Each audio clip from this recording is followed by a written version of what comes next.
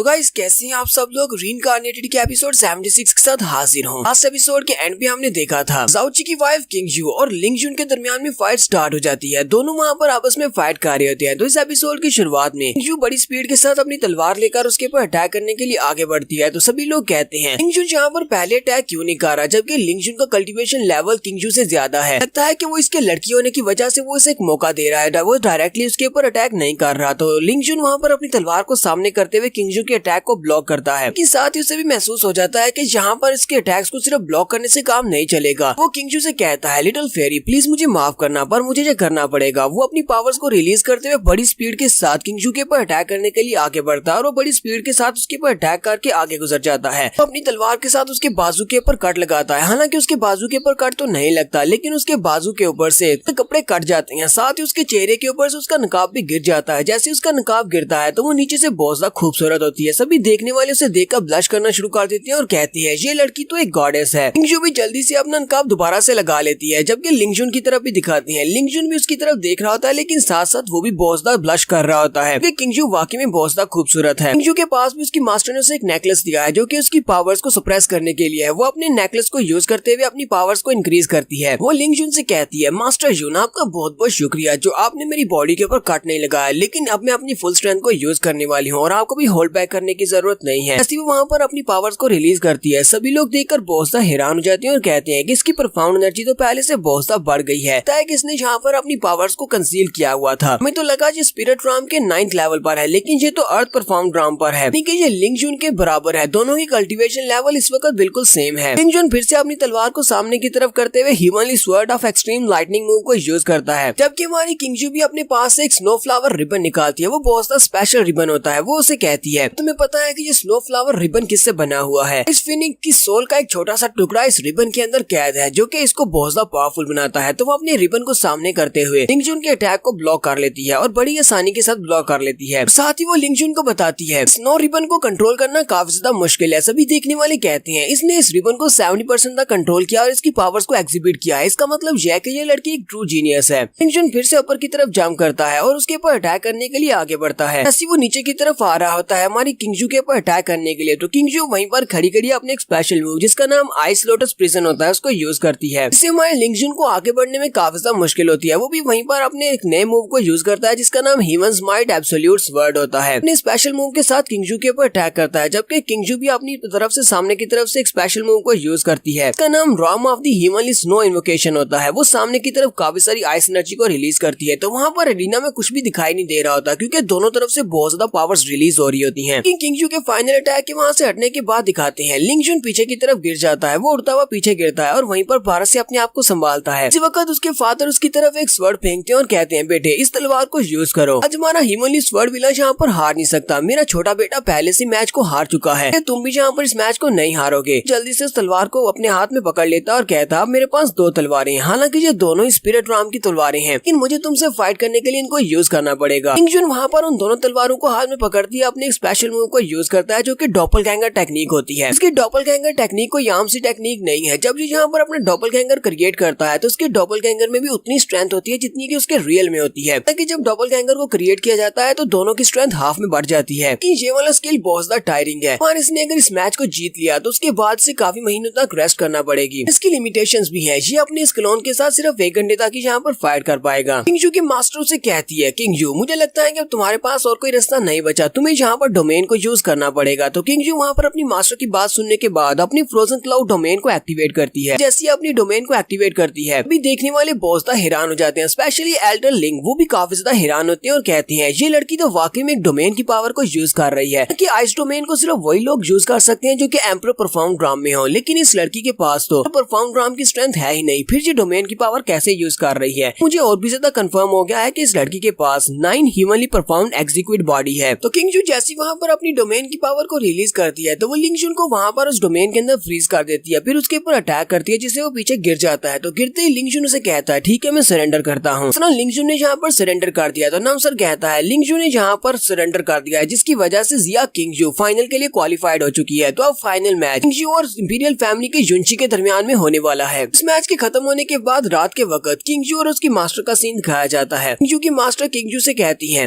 मैं जुनची को under estimate करने की जरूरत नहीं है, वो भी काफी ज्यादा स्ट्रॉन्ग है, और जब वो बहुत ज्यादा डेस्परेट होता है और अपनी फुल पावर को रिलीज करता है तो उस वक्त वो बहुत ज्यादा खतरनाक हो जाता है। इसलिए मैं चाहती हूँ कि तुम आज अच्छे से रेस्ट करो और कल उससे सही से फाइट करना, क्योंकि उससे फाइट करना बहुत ज्यादा मुश्किल हो सकता है। किंग जू अपनी मास्टर से कहती है ठीक है मास्टर, मैं पूरा ध्यान दूंगी। तो किंग जू की मास्टर लिटिल फेरी से कहती है मुझे तुमसे एक डाउट को क्लियर करवाना है। मुझे ये बताओ, जब मैंने पहली बार तुम्हें देखा था तब मुझे लगा था कि तुम्हें प्रैक्टिस नहीं करना, तुम अपनी पावर्स को अनलीश नहीं करना चाहती, ज्यादा ट्रेनिंग नहीं करनी क्योंकि तुम्हें ये काम पसंद नहीं है, लेकिन फिर भी तुम्हें बहुत ज्यादा पावर चाहिए। मुझे तुम बता सकती हो क्या है इसकी वजह, क्या है, तुम्हें इतनी ज्यादा पावर क्यों चाहिए? किंग जू अपनी मास्टर को कहती है मास्टर, क्या आपने कभी डोमेन ऑफ गॉड के बारे में सुना है? मेरी माँ को हमारे कबीले से निकाल दिया गया था, उसे फैमिली को छोड़कर जाना पड़ा, वो डोमेन ऑफ गॉड्स में चली गई है। मुझे लगता है कि जब मेरी परफॉर्म्ड एनर्जी एक हाई लेवल तक पहुंच जाएगी तो मैं भी उस डोमेन में जा पाऊंगी। इसी वजह से मैं यहाँ पर इतनी ज्यादा मेहनत कर रही हूँ और अपनी एनर्जी को बढ़ाने की कोशिश कर रही हूँ ताकि मैं राम ऑफ गॉड में जाकर अपनी मदर को ढूंढ सकूं। उसके मास्टर से कहती है चलो ठीक है फिर चल के रेस्ट करते हैं। फिर साथ ही वो सोच रही होती है ये डोमेन ऑफ गॉड कौन सी जगह है, मैंने इसके बारे में कभी क्यों नहीं सुना। एक सीन अगले दिन का दिखाया जाता है। अगले दिन सुबह सुबह हमारे जाओची उसकी बीवी किंग जू के दरमियान में फाइट होने वाली है और जो फाइनल मैच होगा। जाओची अपनी वाइफ से कहता है किंग जू क्या तुम्हें पता है कि मैंने इस टूर्नामेंट में हिस्सा क्यों लिया है? इस टूर्नामेंट में हिस्सा लेने की मेरी दो वजह है। पहली वजह तो ये है कि मैं अपनी सीनियर सिस्टर ज़ूरो के फादर के सपने को पूरा कर सकूं, और दूसरी वजह मैं तुम्हें तब बताऊंगा जब मैं तुम्हें इस मैच में हरा दूंगा। और साथ ही हमारा जाओची अपने पास से अपनी तलवार निकालता है। इस बार जाओची ड्रैगन फॉल तलवार को निकालता है जो कि उसने उस बड़े से दानव से ली थी। हीवनली स्वॉर्ड विला का यंग मास्टर लिंग जून जल्दी से अपने फादर से कहता है फादर उसके पास जो बड़ी सी तलवार है उसे देखकर आपको नहीं लगता कि वो ड्रैगन फॉल्ट है? तो फादर उसे कहते हैं हाँ ये ड्रैगन फॉल्ट ही है, लग तो बिल्कुल वैसी रही है। हमारे हीवनली स्वॉर्ड विला में भी एक हैवी स्वॉर्ड डिपार्टमेंट हुआ करता था और हमारे जो एल्डर थे उन्होंने अपने डिपार्टमेंट को बचाने के लिए हमारे हीवनली स्वॉर्ड विला को छोड़कर डेथ वैली में जाने का फैसला किया। वो एक एडवेंचर पर चले गए, उन्हें ब्रेक थ्रू करना था और बहुत सारी हार्डशिप से गुजरना था, लेकिन उसके बाद से हमें कुछ भी पता नहीं है कि वहाँ से कहाँ पर चले गए। वो कभी लौट कर वापस नहीं आए। वहाँ पर जाने के बाद उन्होंने जो इन्फॉर्मेशन भेजी थी उसके मुताबिक उन्होंने वहाँ पर एक बहुत ही भारी तलवार देखी थी जिसको ड्रैगन फॉल्ट कहा जाता है। मुझे लगता है कि जो वही तलवार है, और जितनी इन्फॉर्मेशन मेरे पास है मैंने सुना है कि जाओची भी डेथ वैली की तरफ गया था। 6 महीने से ये डेथ वैली में ही था। अनाउंसर उन दोनों से कहता है तो हम लोग यहाँ पर इंपीरियल फैमिली के जुनची और साथ में जिया किंग जू जो कि फ्रोजन पैलेस से है, उन दोनों के दरमियान में मैच को स्टार्ट करवाने वाले हैं, तो तुम दोनों फाइट कर सकते हो। इसी मैच स्टार्ट होता है। जाओची किंग जू से कहता है किंग जू मेरी बीवी, तुम्हें पता है ना मैंने कल तुमसे क्या कहा था, अगर हम दोनों में फाइट होती है तो होल्ड बैक मत करना क्योंकि मैं भी यहाँ पर अपनी फुल स्ट्रेंथ को यूज करने वाला हूँ। हमारा जाओची वहीं पर अपने सेकंड गेट बर्निंग हार्ट को एक्टिवेट कर लेता है। फिर साथ ही अपनी तलवार को घुमाते हुए अपने स्पेशल मूव ओवरलॉर्ड्स फ्यूरी को यूज करते हुए सामने की तरफ एक स्ट्राइक लगाता है। किंग जू तो उसकी स्ट्राइक को बड़ी आसानी से ब्लॉक कर लेती है अपने स्नो रिबन को यूज करते हुए, और फिर साथ ही वो अपने स्नो फ्लावर रिबन को यूज करते हुए हमारे जाओची के ऊपर अटैक करती है। जबकि हमारा जाओची अपनी तलवार को सामने करते हुए उसके अटैक को ब्लॉक करता है, लेकिन उसका अटैक काफी ज्यादा पावरफुल होता है। हमारा जाओची पीछे हटने के बाद अपने star scorching demon lotus move को यूज करता है। वहाँ पर जबरदस्त डीमन फिनिक्स की फायर निकलती है जो उसकी फ्लेम्स को वहाँ पर ब्लॉक करती है, लेकिन साथ ही उसे सेंस होता है कि जो फिनिक्स की फ्लेम्स हैं। जाओची अपना अटैक करने के बाद काफी ज्यादा थका हुआ होता है। जाओची से कहता है मैंने तुम्हें कहा ना कि अपनी फुल स्ट्रेंथ को यूज करो। किंग जू से कहती है चलो ठीक है जैसी तुम्हारी मर्जी, अब मैं अपनी फुल स्ट्रेंथ को यूज करने वाली हूँ। जल्दी से ऊपर हवा में चली जाती है और अपनी प्रोफाउंड एनर्जी को रिलीज करते हुए अपनी फ्रोजन क्लाउड प्रोफाउंड आर्ट्स के 7th लेवल को ओपन करती है। जबकि दूसरी तरफ से हमारा जाओची भी अपने माथे के ऊपर अपनी फिनिक्स फायर्स को एक्टिवेट करता है। हमारे जाओची ने फिनिक्स की ब्लड लाइन्स की पावर को एक्टिवेट किया और साथ ही वो अपनी तलवार को घुमाते हुए अपने special move phoenix break move को यूज करता है और उसके ऊपर अपनी तलवार को घुमाकर अटैक करता है। फायर से बने हुए बहुत सारे फिनिक्स पंछी उड़ते हुए सीधे किंग जू के ऊपर अटैक करने के लिए आगे बढ़ते हैं, लेकिन किंग जू वहाँ पर अपनी परफॉर्म एनर्जी को यूज करते हुए अपनी आइस के साथ उसके ऊपर अटैक करती है, तो उसके सारे आइस के पंछी उसके साथ टकराकर डिस्ट्रॉय हो जाते हैं। जाओची फिर से जंप करते हुए ऊपर चला जाता है और अपनी स्पेशल मूव एम्फिरियन dance of the phoenix wing को यूज करते हुए उसके ऊपर अटैक करता है, लेकिन वो किंग जू की आइस को नहीं हरा पाता। किंग जू अपनी आइस के साथ एक बड़ा सा आइस फिनिक्स बना लेती है और उसका साइज बहुत ज्यादा बड़ा होता है। वो आइस फिनिक्स जाओची के ऊपर अटैक करने के लिए ऊपर से नीचे की तरफ आता है और उसकी चोंच आकर सीधी जाओची की चेस्ट के ऊपर लगती है, जिससे जाओची जख्मी होकर नीचे गिर जाता है। साथ ही किंग जू अपनी स्नो फ्लावर रिबन को यूज करते हुए उसके ऊपर अटैक करती है, उसे पटक कर ग्राउंड के ऊपर फेंक देती है। भी देखने वाले कहते हैं लगता है कि ये फाइट खत्म हो चुकी है क्योंकि वो लड़की वहाँ पर स्नो फ्लावर रिबन को यूज कर रही है और उसी के साथ उसने उसके ऊपर अटैक किया है। और कोई भी प्रैक्टिशनर जो कि अपनी स्पिरिट राम की पीक पर हो वो भी इस अटैक को बर्दाश्त नहीं कर पाएगा। ये तो फिर ट्रू परफॉर्म राम की पीक पर है। वहाँ पर ग्राउंड के अंदर एक बहुत ही गहरा गड्ढा बन जाता है और उस गड्ढे के सेंटर में हमारा जाओची पड़ा होता है। जाओची की हालत काफी ज्यादा खराब होती है, लेकिन हमारा जाओची अपनी तलवार लेकर फिर से उठकर खड़ा हो जाता है और उसे कहता है अभी ये खत्म नहीं हुआ, अभी ये फाइट चल रही है। जाओची सोच रहा होता है मेरे पास ग्रेट वे ऑफ बुद्धा के सेकंड स्टेप की पावर है जिससे मैं अपनी बॉडी को रीजनरेट कर सकता हूँ, जबकि मेरे पास इनके टेस्ट को पास करने के बाद 6 ब्लड ड्रॉप्स की पावर भी है जिसकी मदद से मेरी बॉडी अब ड्रैगन की बॉडी के लेवल के बराबर है, जहाँ पर इतनी आसानी के साथ तो नहीं हार सकता और वो फिर से उसके ऊपर अटैक करने के लिए आगे बढ़ता है। तो यहीं पर हम लोग अपनी एपिसोड 76 का एंड करेंगे। एपिसोड की एक्सप्लेनेशन अच्छी लगी हो तो कमेंट करके जरूर बताइएगा। चैनल को सब्सक्राइब कर दे, वीडियो को लाइक और शेयर कर दें। शुक्रिया।